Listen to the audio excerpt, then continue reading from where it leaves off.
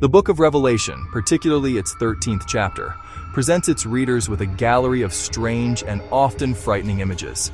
We encounter a monstrous beast rising from the sea, a grotesque composite of a leopard, a bear, and a lion, adorned with 7 heads and 10 horns. Soon after, a second beast emerges from the earth, appearing gentle like a lamb, but speaking with the terrifying voice of a dragon, compelling the world to worship its predecessor. For many, these visions are a source of confusion, anxiety, and wild speculation. They seem to belong to a world of nightmares, not to a text intended to offer wisdom and hope. The key to unlocking their meaning lies in seeing they are not literal creatures at all. They are powerful symbols, political and spiritual cartooning that unmasks worldly power. John was not mapping sci-fi futures, but writing in a symbolic language rooted in the Hebrew Bible. His original audience under Rome recognized the visual vocabulary. They knew the beasts were allegories for systems demanding absolute allegiance. John equips readers to see through glory to what is monstrous, blasphemous, and temporary. To make sense of the beasts, learn to read apocalyptic code that reveals reality through symbol. Before we can understand the beasts, we must meet their master, the great red dragon. In Revelation 12, the dragon is identified with the ancient serpent, called the devil and Satan, the deceiver of the whole world. The dragon is John's symbol for the spiritual force opposing God, energizing corrupt and idolatrous systems on earth. The first beast rises out of the sea. For Hebrews, sea meant chaos, Gentile nations, untamed threat beyond order. This hybrid echoes Daniel 7's beasts, Babylon, Persia, Greece, converging in one power. John signals that Rome concentrates the worst traits of prior empires. This is not a genetic prophecy, but a theological critique of empire. 7 heads, 10 horns, crowns, symbols of rulers and totalized worldly authority. Readers thought of Rome's succession of emperors. A healed mortal wound recalls Rome's recovery after Nero. The beast demands worship, a direct challenge to the confession that Jesus is Lord. It is state power swollen into an idol promising prosperity for your soul's allegiance. Just as the first beast's power settles, a second beast appears, rising out of the earth, not from chaos, but from the settled, local, even religious sphere. It looks like a lamb, Revelation's symbol for Jesus, yet when it speaks like a dragon, a counterfeit Christ with a dragon's voice. This is the false prophet. Propaganda and enforcement, not brute force but persuasion, deception, and economic control. It makes the earth worship the first beast. This is the machinery of state propaganda. Religious and cultural establishments validate the ruling ideology. Methods, spectacle, and control. It performs signs, even mimicking fire from heaven like Elijah.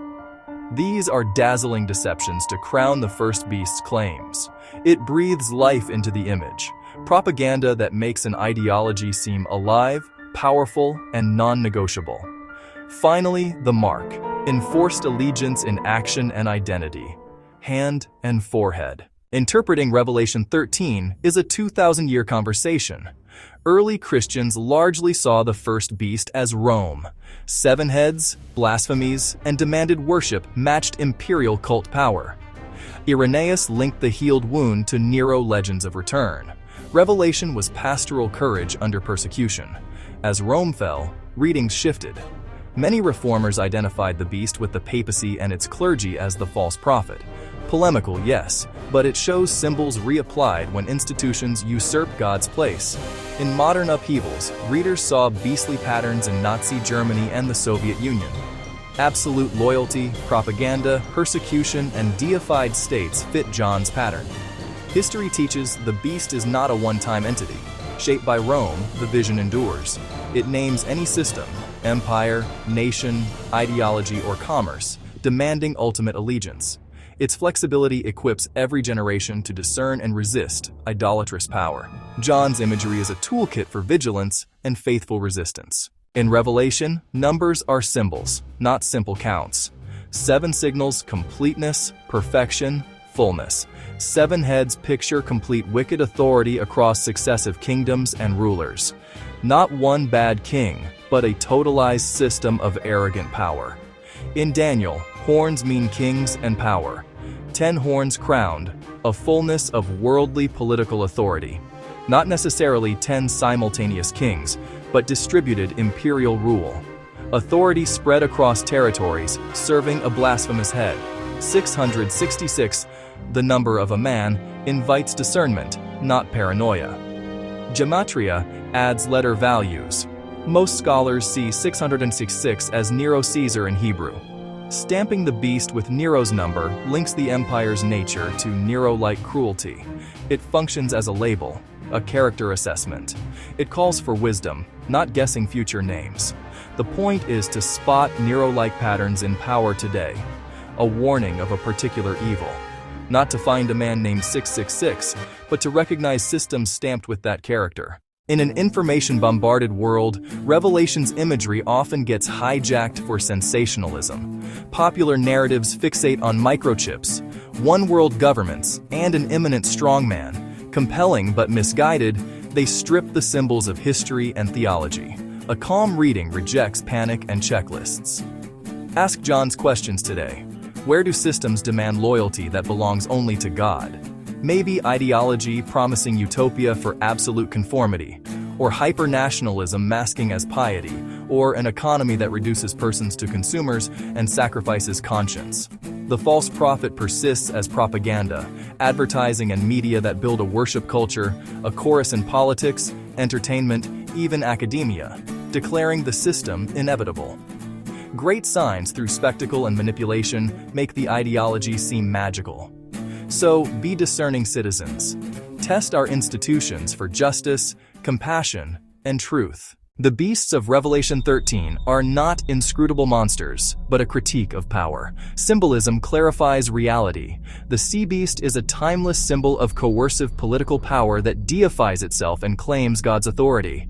The second beast is partnership and deception, the machinery of propaganda, culture, and religion that manufacture consent and normalize worship of the state. The mark is compromised loyalty, total conformity in action and thought. These symbols gave the first readers courage by naming evil and promising its demise. Every generation faces beasts, systems and ideologies demanding worship. Use John's vision as a diagnostic. Look behind glory. Listen past soothing voices. Guard ultimate loyalty fiercely. Revelation 13 is not a script for the end, but training for faithful witness now. Strange pictures become lenses to recognize false gods and resist their call. Monsters lose their terror when unmasked. Learn to spot the beast in all its forms and refuse to bow.